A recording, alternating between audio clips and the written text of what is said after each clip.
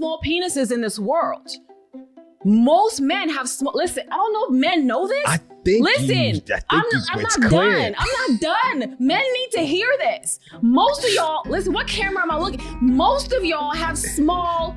Most of y'all have small penises. Hey guys, this is Eddie, the African Red Pill. Welcome to the video. Today, what are we talking about? Today, we're talking about when 304s advise fellow women to be 304s. These are the results. Let's get into it. And self-love strategist. I'm here as always with my engineer Alex. Hey Alex. What's up? Alex, I keep looking at your feet. Thank you. You got pretty feet, boy. Word? What? All right. Last week you said they were sweaty or something like that? They're glistening. Glistening. They're moist. Moist. You feet. have moist, glistening. I thought you lotioned them, but you didn't. But it's all good. They're actually really nice feet. I like the new hairdo. I just thought Michael B. Jordan was going to be another person that was a healthy body that she encountered. Alex, you should stop talking. I am. All right. You should stop talking about this. No, I know, but I know what you're saying. You're saying that, there was a period of time for, she's beautiful, by the way. Oh, gorgeous. Lori Harvey's gorgeous, right? There was a period of time where she was actively and publicly dating, I don't know, I think just a strong, healthy dating life. Mm-hmm. And I happen to have a short list of the healthy dating. Which I was surprised to see a couple of names on this list. Really? Uh-huh. Okay. I'm gonna tell you the ones that surprised me. Yeah. So just for reference. I know a few, but let's see if I know. So just for reference, we know Future. I think that was pretty obvious. Yep. And then there was Boo, who is Akon's brother. Oh. Yeah. Is he also helping him build Lights in royalty? Africa? Yeah. Probably. Okay. Boo and Akon work very closely together. He took some time. I have a whole. Never mind. We ain't gonna go into what I have about that. I'm just gonna leave that. That's another show, child. Stop it. Listen. Let's get into slut shaming because I can't with you today. All right. It's the stigmatization of a woman. Let me stop it. Is stigmatizing a woman for engaging in behavior judged to be as promiscuous or sexually provocative? Okay. And I left the part where it says a woman because listen, if you look up in the dictionary any of these words, slut, whore, tramp, strumpet, every definition in the dictionary starts with a woman who. A woman. It very rarely says a person or a man or a woman who. These are terms that are strictly for women. You guys don't have these. They're not made for you. So this lady is a coach. She coaches women about relationship issues. She's 43. She's been in 3 failed marriages. She's divorced 3 times. She's a former porn star. She's a former adult entertainer. She's a former everything sexual you can think about. And this is the lady who's advising other women about relationship advice. And she's 43. Ladies, listen this from me. More especially young ladies. Never take advice from single old ladies. Single old ladies have made all the terrible mistakes in life. Now they want to advise other people to fall in the same boat. Misery loves company. Ladies like her, they don't want to be alone and miserable there. While she's 43 and single. She wants as much company as she can get. Hence, giving this type of stupid advice. Don't do that. I mean, don't do that. We get called F-boy, and that's what? The same as a whore? Does it hit you? Does it hit you the same? Nah, it's definitely not the same. It's not the same. It's not.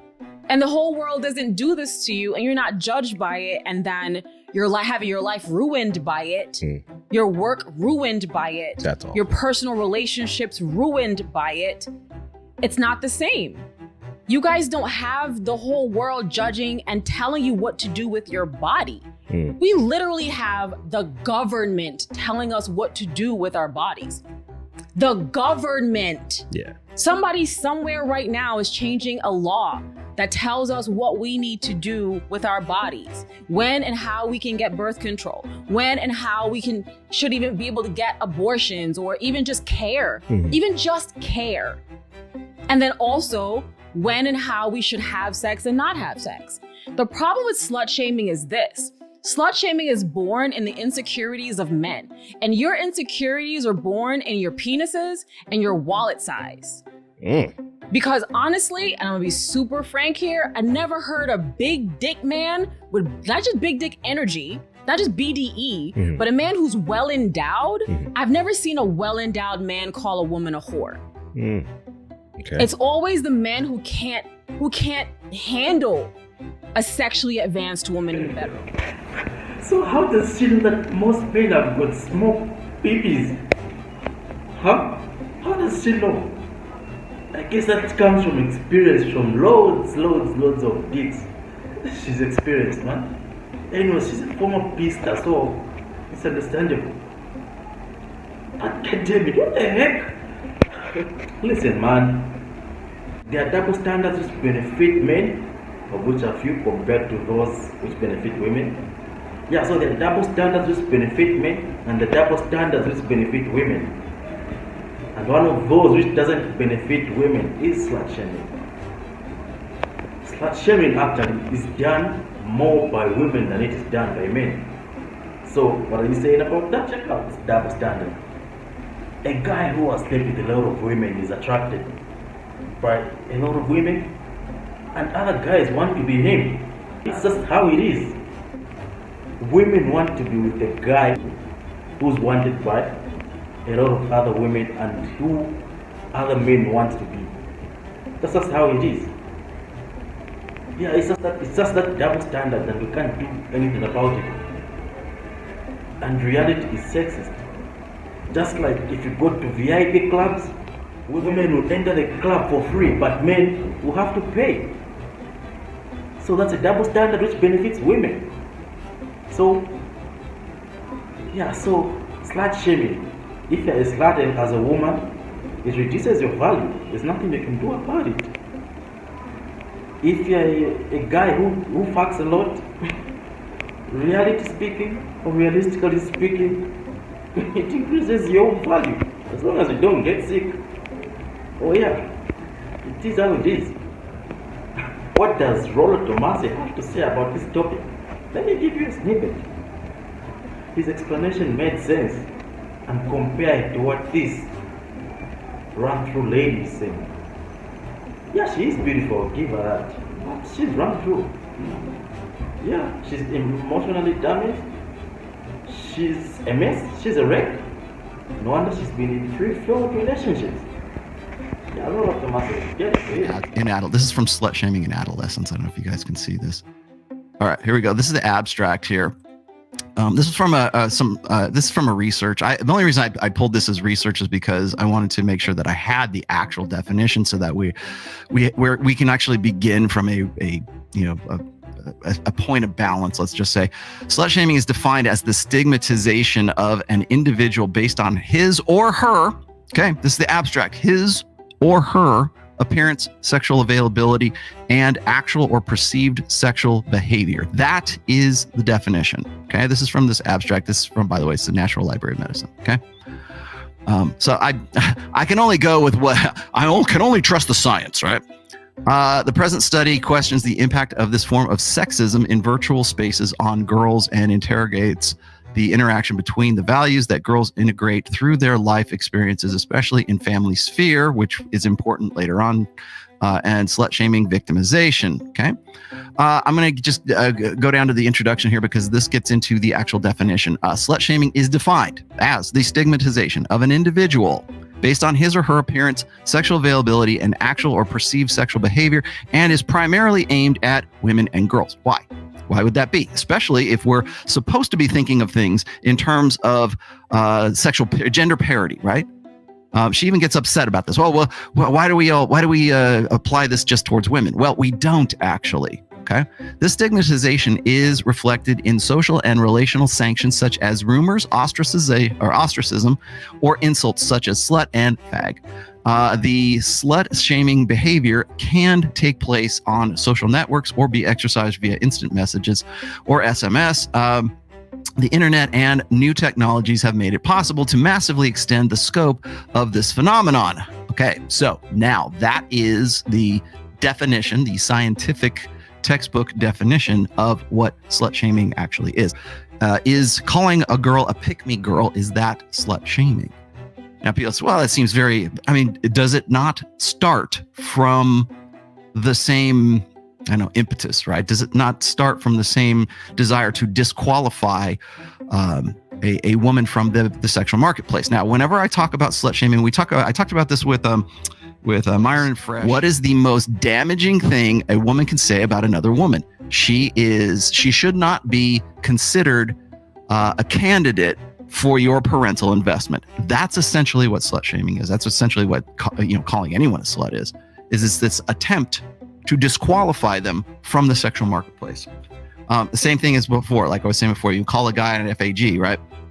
You call that guy a good-looking guy, a very good-looking guy. Like when you first saw the picture of Giga Chad, you go, this guy, well, look at him, right? You look at a very good-looking guy and you go, yeah, he must be gay.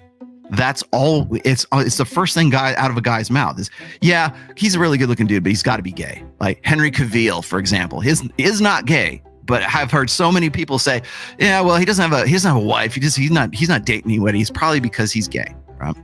Well, that is a disqualification tactic amongst men. Women do the same thing. Now, women do it more, and there are more words for it because it is more imperative for women to broadcast their acceptability, their viability in the sexual marketplace. That's why. That study I just read you the definition from, the reason why that's even a thing right now is because we live in an age where we can disseminate quote unquote slut shaming in a much more efficient way than we ever could before. So it's one thing to have a reputation as the town bicycle in high school or in college or something like that. It's a completely different thing to have it mass produced and in mass media across social media right now. That's why this is even a bigger deal. And that's why here's a woman who's basically spent a good portion of her life in the adult film industry, and she's worried about being called a slut. Really? One of the reasons why we are trying to redefine terms, like we don't call a prostitute or a whore anymore. We call her a sex worker. Because listen, I have some thoughts about slut shaming, obviously. We're here to hear it. I got some thoughts about it because All right. I'm super passionate about this issue, obviously. I think women's sexual rights and just rights in general, it always strikes a nerve with me. And also, y'all men just drive me nuts. Not all of us. All of y'all drive me crazy. All right. So, but before I get into all of that, Okay. back to Lori Harvey. Because I'm about to get on a tangent right now. Lori Harvey, I would say, like, if Lori Harvey was a friend in my head, if she was my friend, and she is a friend in my head, right? And I were to give Lori Harvey some advice. First of all, I have no advice for her.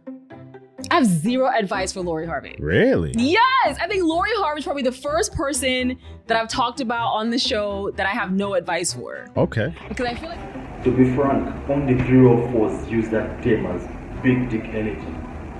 I've never really seen a decent girl uttering such nonsense.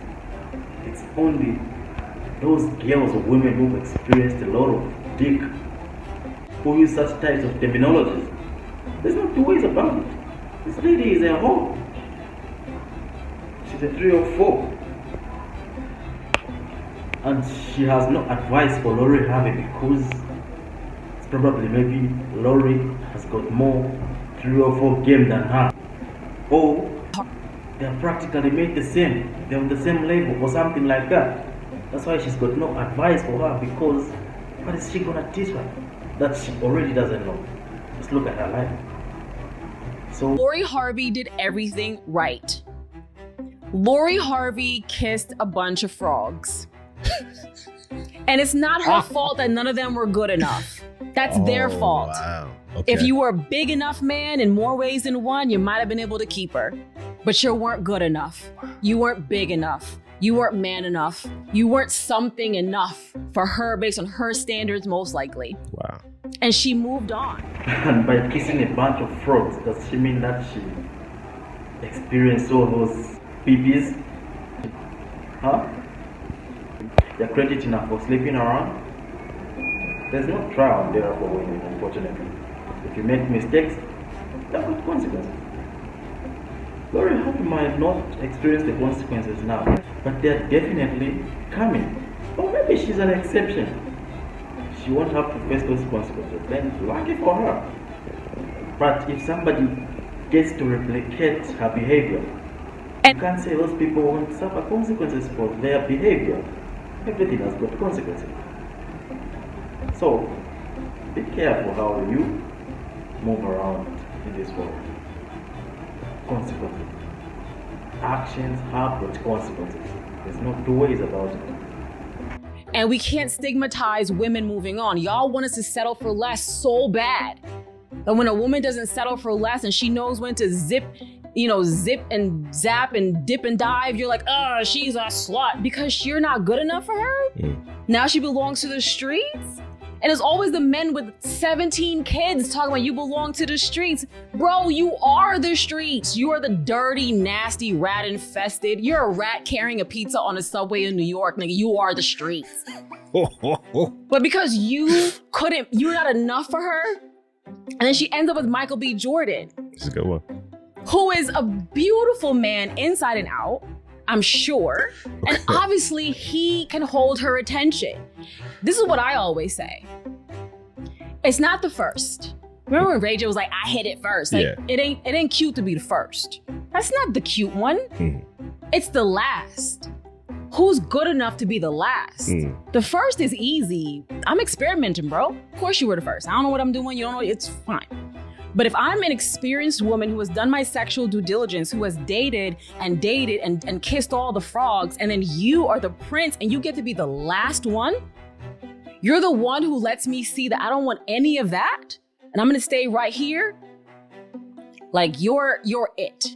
It's not who's first, it's who's last. So I don't care how many frogs she had to kiss to get to her prince or her king. It's who is best who keeps my attention. So I don't have to dump you and move on to somebody else. Wow. Listen, friend in my head, no advice for this girl. Okay. This girl, she did it right. I love me some Lori Harvey, by the way. Yeah. I love me some Lori Harvey. Me too. Right? Shut up. What? You can't say it. Only I can say it. Because when you saying this, that was creepy. But I have the same admiration you have. No, you don't. You got a different admiration. So apparently this video was released at the time when Lori was still with Michael B. Jordan. And she was full of praise for Michael B. Jordan. And she praised him, and I'm sure she thought Michael B. Jordan is packing. Now that Lori has left Michael B. Jordan as well, with all those praises she gave him, what's she gonna say? He's also got a small pee-pee? What the heck, man? So, I just want to say, okay, so let's get off of that. Yeah, okay. Slut shaming. So I have a lot to say about it, obviously.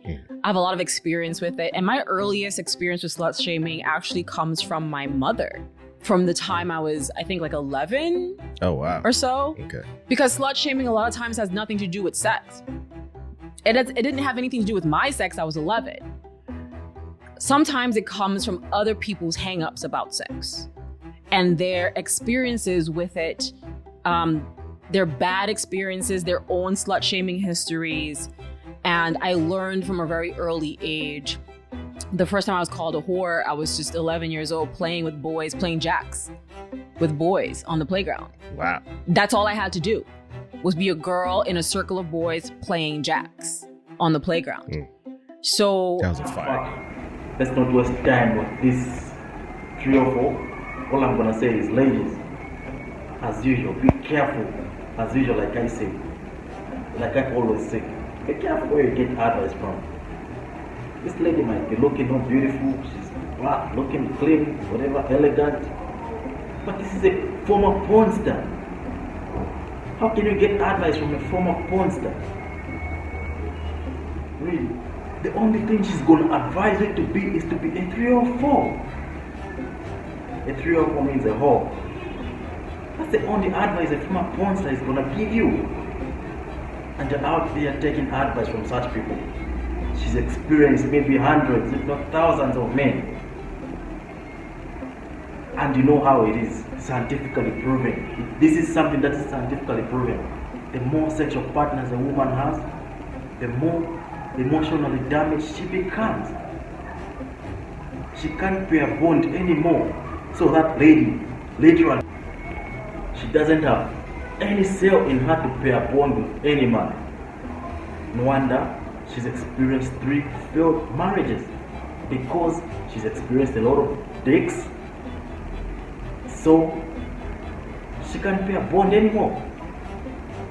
Even when she's giving you this advice, I don't think this is something she believes in. Anyways, if she's giving you 3 or 4 advice, it's something she believes in.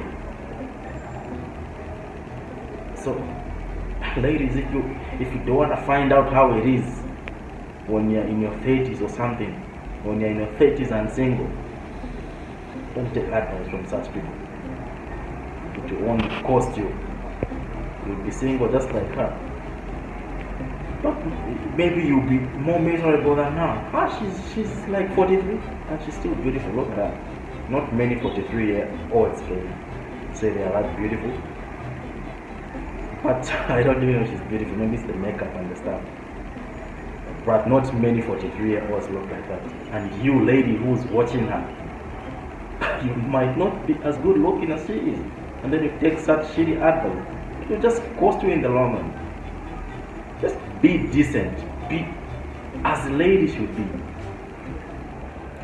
This culture of promoting and empowering women being promiscuous, being 304s, comparing men's sexuality to women's sexuality is everything that is wrong in this world. If you don't care about the dating market, if you don't care about the sexual market value, then you can take what she was advising you about. But if you care about your sexual market value and the worth there, then you don't have to take such stupid advice. This is where I'm gonna end my video.